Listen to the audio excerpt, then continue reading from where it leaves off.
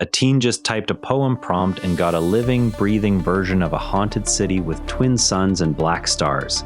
This is Models and Agents for Beginners, episode 142. Ethan Mollick took a short, creepy poem about a ruined city called Carcosa and asked an AI to turn the words into actual working code. The code creates an animated scene that runs in any browser, complete with twin suns sinking behind a lake, black stars rising, strange moons, and towers half underwater. Think of it like the world's most patient artist who can only use numbers and formulas instead of paint or brushes. The code decides the exact color of every single dot on the screen based on time, camera angle, and position. So the suns move, the water ripples, and the mist drifts exactly the way the poem describes. This matters because creative tools are getting easier for anyone to play with, even if you have never studied art or learned expensive software.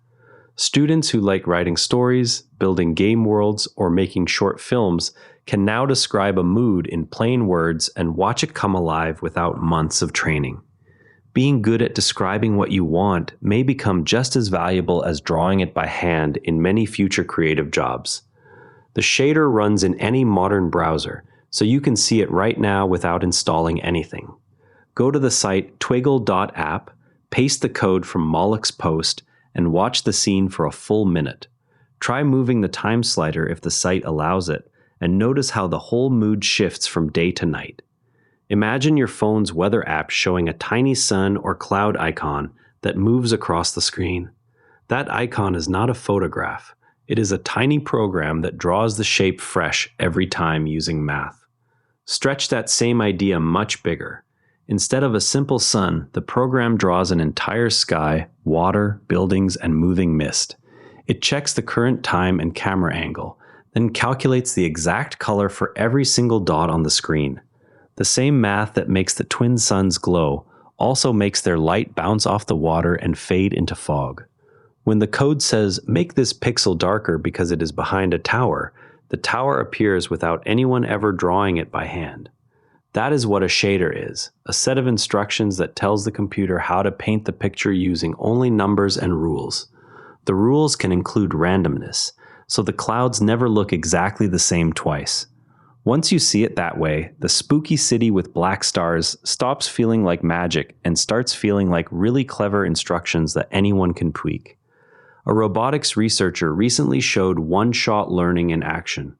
You show the robot a single example of a task, and it figures out how to repeat the action on its own. It works like watching someone tie a shoe once and then being able to tie your own shoes without further lessons. Once the robot learns one skill, it keeps that ability and can combine it with others, so useful behaviors stack up quickly over time. If you are curious about future jobs in engineering or automation, this kind of progress is worth watching. Search for one-shot learning robotics on YouTube to see short videos that show the idea in action. Someone else built a small online town where AI agents walk around, talk to each other, open businesses, and try to keep a simple economy running. Humans can only watch through a viewer page while the agents create avatars, visit a special house to report bugs, and even start playing music on an in-game radio station. It is like a digital ant farm, except the ants are language models trying to survive together. Go to parkerlambertsandbox.com/robotworld/view on any device and just watch the activity log in the corner. You will see the agent's conversations and decisions in real time without doing anything else. Netflix tested a new way to suggest shows by turning your viewing history into plain sentences and letting a language model read them. Early tests showed better suggestions than the old system that relied on thousands of handmade rules about what people like.